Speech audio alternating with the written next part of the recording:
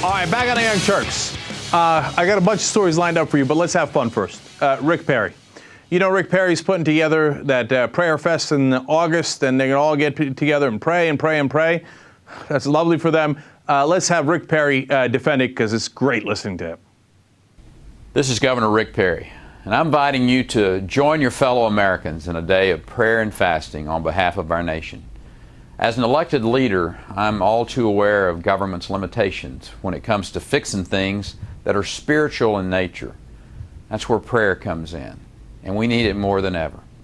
With the economy in trouble, communities in crisis, and people adrift in a sea of moral relativism, we need God's help. That's why I'm calling on Americans to pray and fast like Jesus did, and as God called the Israelites to do in the book of Joel. I don't know, man. I enjoy watching that guy every single time. That's Josh Brolin playing W. I mean, he looks like such a goofball. Is it me? When I see him, I think that dude must lack intelligence, because he's got that weird, goofy smile like, let's do what Jesus would have done. By the way, I would love it. You crazy? Okay, I think Jesus is way too liberal for me, but hey, it'd be a good start. Imagine Rick Perry becomes president. He's thinking of running for president. He's like, all right, I'm going to do what Jesus did. Let's throw out all the money changers. Okay, and let's give everything to the poor. I don't think that's the way Rick Perry's going to go. That certainly isn't how he governed Texas, that's for sure. And he says, you know, I believe that government cannot fix things that are spiritual. Who said it could? Yeah, I agree with you. So, I mean, imagine that that's the strategy. He's like, I don't know how to fix the economy at all, but when I get in the office, I'm going to pray a lot. Man, that is a Texas-sized goofball. Now, some of the pastors in Texas don't like this. They're like, look, I don't want religion and state getting mixed up. And then which religion are you going to pick? Let's hear from one of them.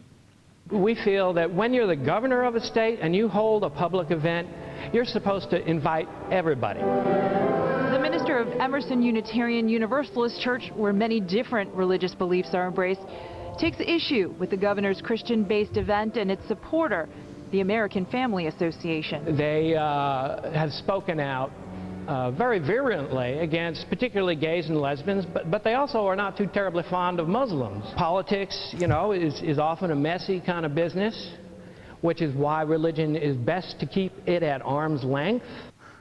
They're not particularly fond of the Muslims neither. That is very, very true. But, you know, we have some pastors on the other side who think this is a wonderful idea. Let's listen to them. Any religion would be welcome to come. The event will be overwhelmingly Christian. It just will be. At a time when our government can't agree on a budget, Pleasant Grove Baptist Church leader C.L. Jackson sees this as an opportunity for clarity. It's important because God gives us the answer to our situation. Every political problem there is. If the pundits are right and prayer doesn't work and God is no big deal, then why are they so concerned about whether Governor Perry calls the prayer meeting? It's not because we think like, oh my God, don't do it. If you call the prayer meeting, all your prayers will come true and then we'll lose. Have at it, Hoss, man. Go nuts.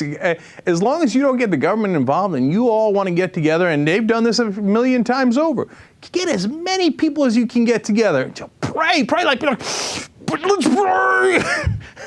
Have at it, Hoss, man. I got no issues with that. I just don't want our government doing that because, one, they're wasting their time, and two, it depends on which God they're praying to. And we have a country that isn't supposed to pray to one particular God, that isn't supposed to be one particular religion, but apparently these people totally miss the Constitution. But I love that first pastor when he was like, well, I guess other religions can come.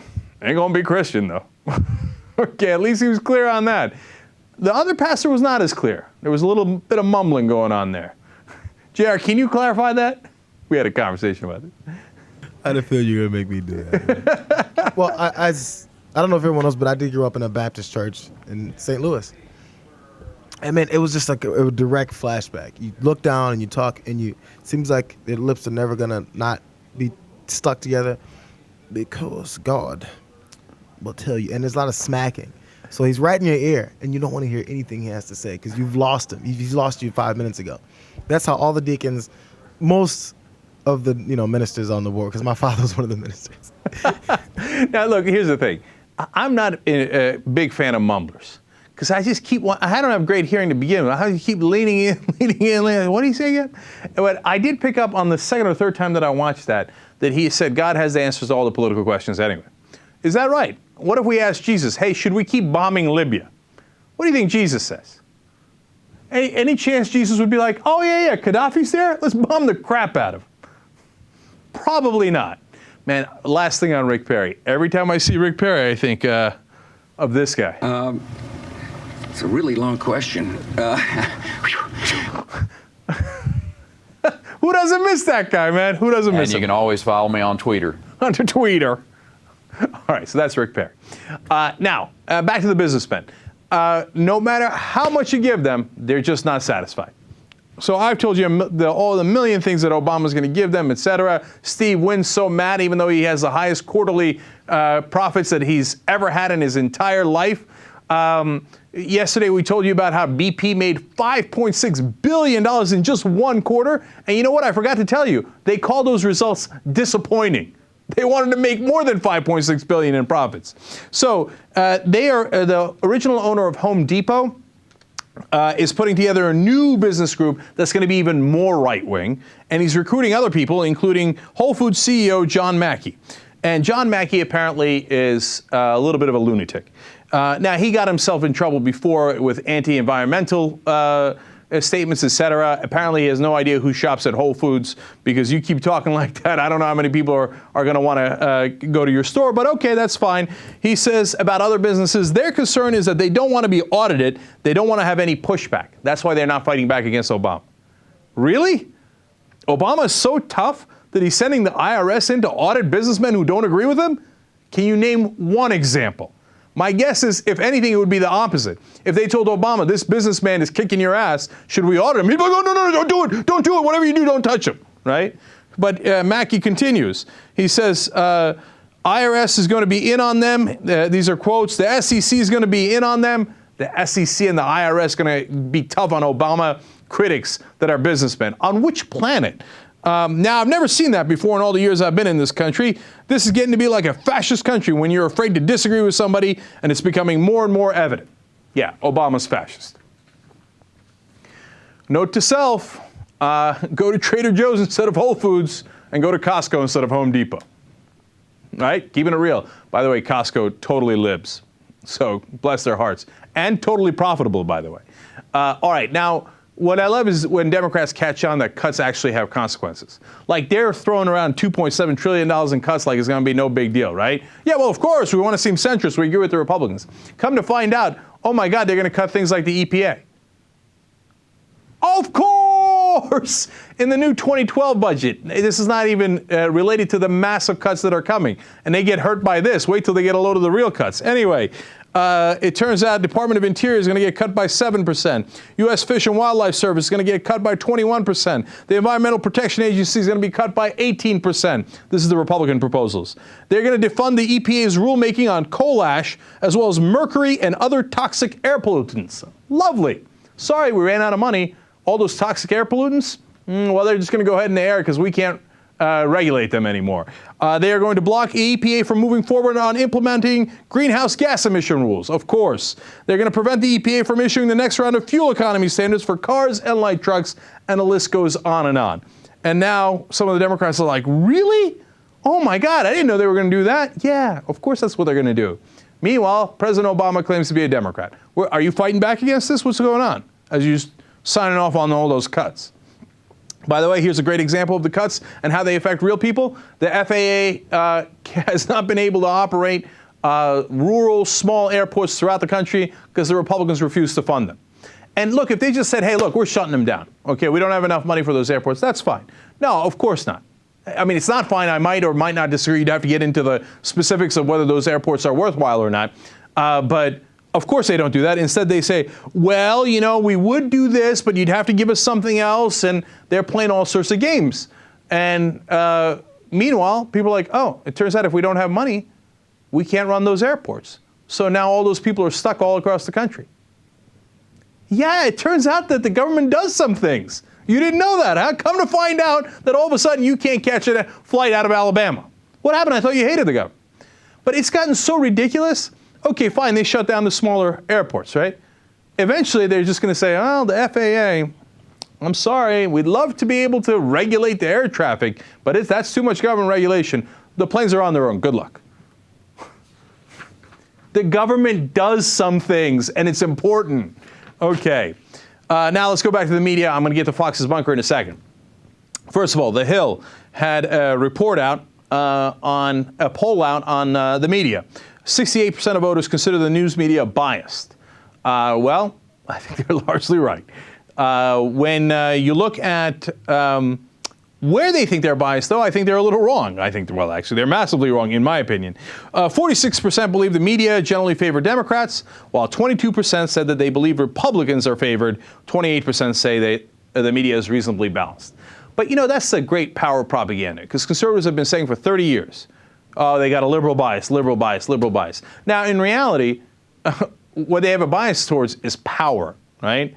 Did the so-called liberal media challenge the Bush administration before they started that disastrous Iraq war based on no evidence? Nope, not a peep. But people still think it's a liberal media because that's what Rush Limbaugh and Fox News said about 1 billion times without any counter. If the media is biased, it is biased towards power, and power is usually conservative. Now, they are right on one side. I mean, they get a sense there's something wrong with the media, right? Is the media too friendly with politicians, or is the coverage appropriate? Well, by a 2-to-1 margin, they say too friendly. 44% of voters say that the media is too friendly, and only 24% believe the latter. So, all right, they're right on that, and they get a sense that there's something wrong, but I think they're a little off on what they think is wrong.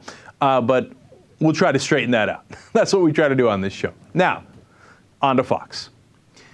Now, there's this hacking scandal involving News Corp in Great Britain, right? And everybody knows about this, and a lot of people have gone to jail already, and they're going to, might face trial, et cetera. And now the Murdochs say, oh, there was hacking all over our corporations. We didn't know that. Golly gee willikers. James Murdoch, the son of Rupert Murdoch, says, oh, I signed off on hundreds of thousands of dollars in payments that we made to people that we hacked into. I didn't know what I was signing. Hacking, I didn't know that was going on. Well, one of the questions is that happening in the United States? Well, earlier we had given you a story about how Roger Ailes used Fox News security, according to a story that Gawker broke, for his own private newspaper in upstate New York, and that he had people followed, and they thought that he was reading their emails and might have even tapped their phones. So if Roger Ailes is doing that at his own paper, is he doing it at Fox News? Well, it turns out there's a news story in the Telegraph from people who used to work at Fox News. In fact, there's a guy named Dan Cooper who helped set up the station in 1996. And he says one of the things that he set up was what they called the brain room, where they ran counterintelligence. And who did they use the counterintelligence on? What they perceived to be the channel's enemies. That's really interesting. Okay, Cooper then says that he believes his emails were read. He believes all the staff's emails were read, and he's part of the guy who set up the operation. He said the spy network at the staff read the emails, and everybody felt, quote, that they were being watched. Here's a very interesting quote from Cooper. He said, the brain room was staffed by 15 researchers and had a guard at the door. No one working there would engage in conversation. And people walking in and out of this room with a guard, that's weird, and some have called that the black room, and this is actually the second story that I've read on it, and it's not just Cooper. Here's another former executive, says, quote, there is a paranoid atmosphere, and they feel they are being watched. I have no doubt that they are spying on emails to ensure no one is leaking to outside media. Now, both of these guys emphasize that they're definitely spying on their own staff, and they are trying to watch their so-called enemies, whoever they might be. When asked if Ailes would have done similar hacking as they did in Great Britain, and they actually answered no. They think that Ailes would have thought that that was stupid and that he would not have engaged in that. And he would not have let more importantly, he would not have let his reporters engage in that. So to me, that seems a lot more credible, that they're saying, look, we're telling you what we know, we're telling you what one of them set up, and we're telling you what Fox News does. They don't think it stretches to reporters doing it, but there is that apparently brain room inside the Fox News headquarters where they do some degree of spying. So should that be investigated as part of this hacking scandal, given that some are charging that the 9/11 victims' families might have also been hacked? Well, look, you have to prove it. That hasn't been proven yet. But should it be investigated, given all of this information? Of course it should be investigated. All right, that's your Fox News. I got to take a quick break. When we come back, unfortunately, one of the most interesting stories. Why is it unfortunate? Devastating facts on the disparities on income. We'll talk about why, and we'll show you the change. Come back. All right, back on the Young Turks. The lovely Anna Kasparian has joined us. She has a bevy of fantastic stories. There are many that I enjoy. I am looking forward to the wine one where I will be an ass. I think you should be an ass in the wine story. Well, you're going to get what you wish for. All right, but first we have some semi-serious stories. Actually, we're going to start off with a very serious story. So the healthcare plan for the 9/11 first responders was passed, if you guys can remember. Of course, Republicans didn't want to pass it. Democrats wanted to pass it, but they didn't really fight for it. In the end, finally, because of Jon Stewart shedding light on the issue, 9/11 first responders did get health coverage for the health issues that they had while they were cleaning up the debris, looking for survivors, that type of thing. Okay, pause there for a second to remember how that story went down.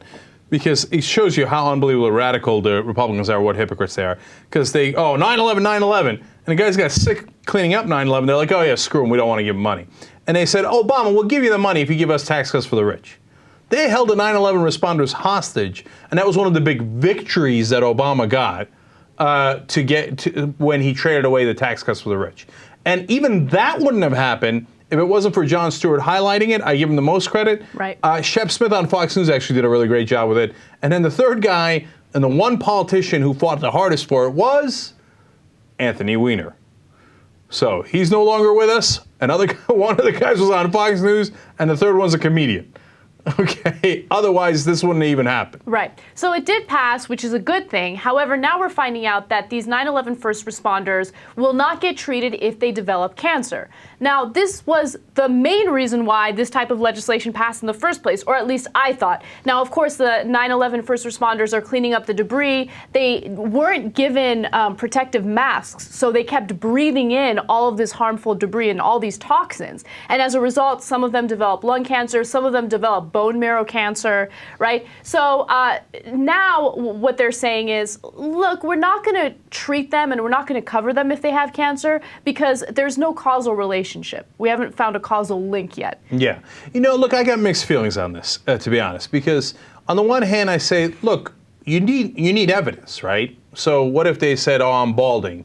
And I don't mean to minimize it like that. Cancer is incredibly serious, and a lot of causal links have been shown with really, really serious illnesses around 9/11, right? But if you can't connect it to, I get why they might not want to fund it. And also keep in mind, Anna, hold on. Over $4 billion have already been assigned to this, $4.2 billion. So it's not like they're going to spend less money. The money's already assigned to it, right?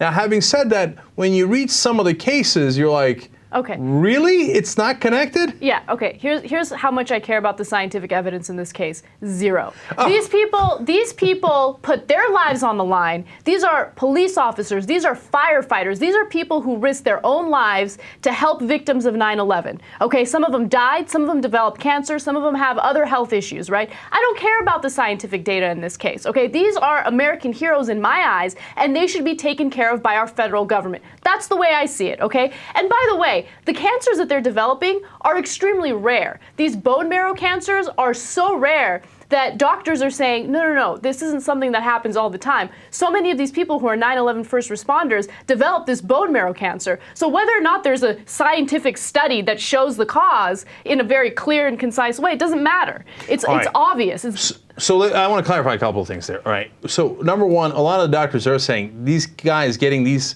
kind of cancer this young is very uncommon, right? So you see anecdotal evidence like that. And what Anna's saying is not caring about the scientific evidence, not overall, but within the time frame that we have, right? So are we going to do a 10-year, 20-year study to find it's too late, then the guys are dead, right? And here's my overall point. Is I said I had mixed feelings on it, but my overall conclusion is, look, even if we get it slightly wrong and we pay for some of the cancer treatment that we quote unquote shouldn't have paid for, what's the big harm, right? I mean, these guys stepped up and they got cancer. There's decent evidence, you know, even if one doctor who was the head of the study is not convinced, there's decent evidence that they got the cancer because of this.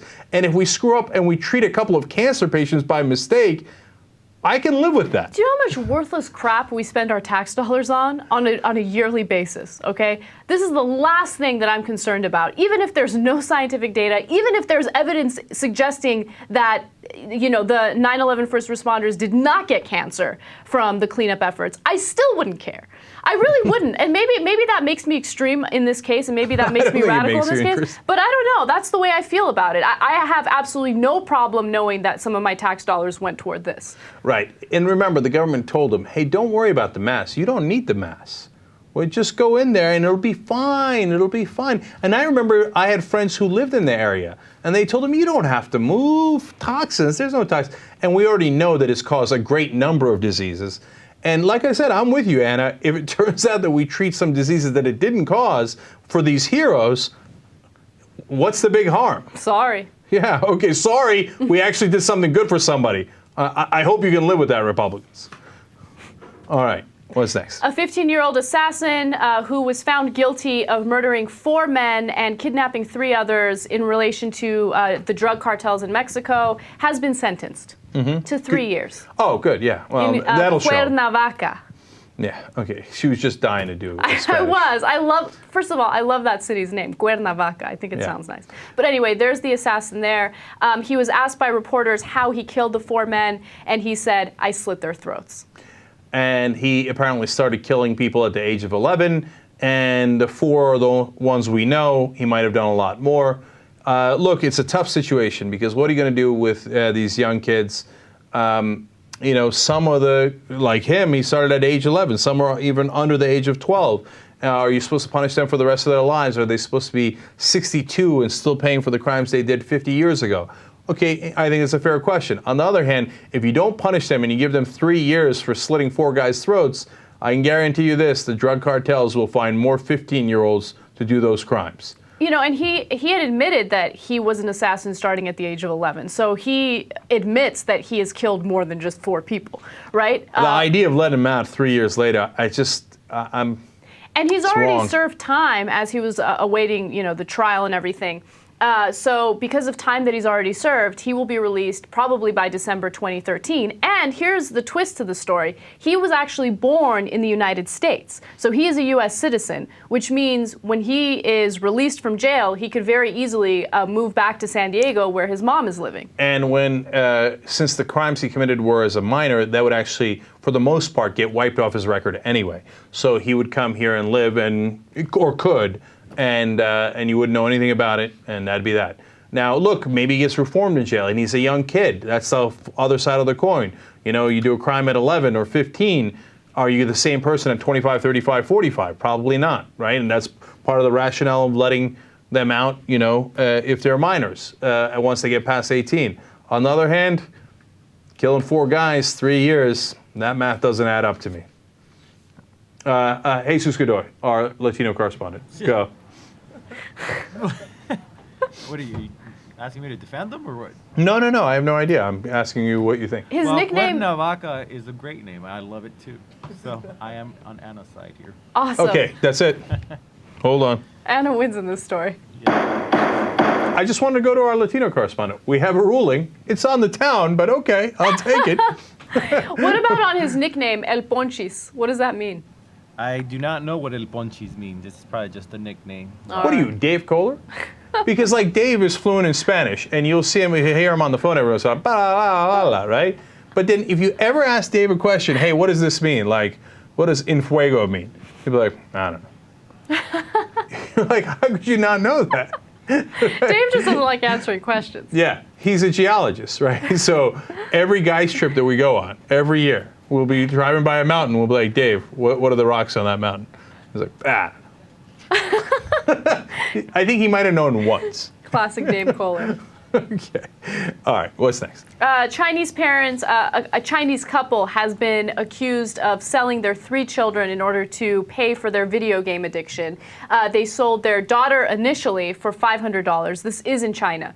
And then when they realized that their plan worked, they went ahead and they sold their first son for $4,600. You know, boys are a lot more expensive in China. And then they sold their second son for the same amount of money. Now, to be fair, what game were they playing? I don't know what game they were playing. They were just playing a video game at a video cafe. But if it was a good video game. Right. You make a compelling argument. Right. And look, you also got to give them credit that they wisened up. They're like, oh, 500. We were too low. We can actually get more. And so let's go back and sell our first kid for more money. And then they figured it out. And then they had another kid to sell that one. And in total, they made over $10,000. You got to give, well, almost. No, not quite. Almost $10,000. I didn't know math would be involved today. And you're still criticizing them? You're right. You're right. I should let them go. Yeah, think about it. Okay. By the way, I don't think that their daughter would have sold for more than $500. We're talking about China, where if you're going to buy a child, you're going to buy a boy. Look, the market rate is different for boys and girls, apparently. Okay, putting the kidding aside about this horrible story, what can you say, when people are this crazy? I mean, look, I know it's an addiction, and I know it seems goofy to call video games an addiction, but it obviously is. I mean, they're so hooked they can't stop, and giving your kids away is, I've never seen better evidence that it's an addiction, right? But I think the answer or the solution to this problem is simple. You just ban video games. Oh, that's it. No. Better yet. It worked with drugs. I was just exactly going there. War on video games. Oh, it's going to be genius. If we just start a war on video games, I'm sure that, 20, 30 years from now, nobody will play. Let's hire private contractors to enforce this ban. Right, and let's fill up our jails with video game addicts. That's such a good idea. Yes, win. Everybody wins. Okay, don't sell your kids for anything, let alone video games. Look, part of me is I don't get it, right? So I don't know what to say because I can't, for the life of me, understand a parent who's like, my son, my daughter, $500. It seems so inhuman to me, I can't comprehend it. We got to take a really quick break. Let's do that, and when we come back, we have a political thriller for you guys. Thriller.